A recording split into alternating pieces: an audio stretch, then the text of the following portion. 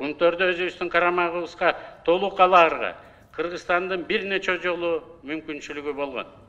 Генералдык келишим боюнча 2007 жылы Кумтөр биз тарапка толугу менен өтмөк.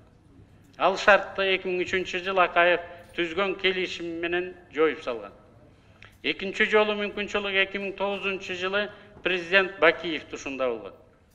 Үчүнчү жолу 2012 жылы президент Атамбаевдин тушунда Кумтөр жер алдында алтын казуудан баш тартканда болгон. Бүт соглашенияларда жазылуу экен. Жердин астында алтын казуудан баш тартса, өкмөт бөлөк компанияларды чакырып алат, же болбосо өзү жер астында алтынды казып алат деп. Мына ошол экиндей мүмкүнчүлүктү биз 12 жылы жоготуп алдык.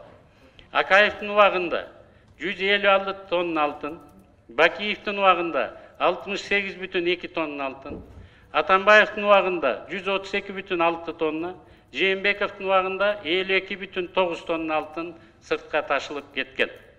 Бардык президенттердин убагында Кумтөр боюнча ар кандай көптөгөн комиссиялар түзүлгөн.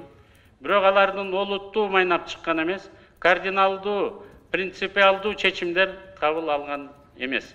Кыскасын айтканда, Кыргызстандын 4 президенти тең Кумтөр маселесин толук кандуу аягына чыгарып чечүүгө күчүн эркен топтой албай эле кете бериштир.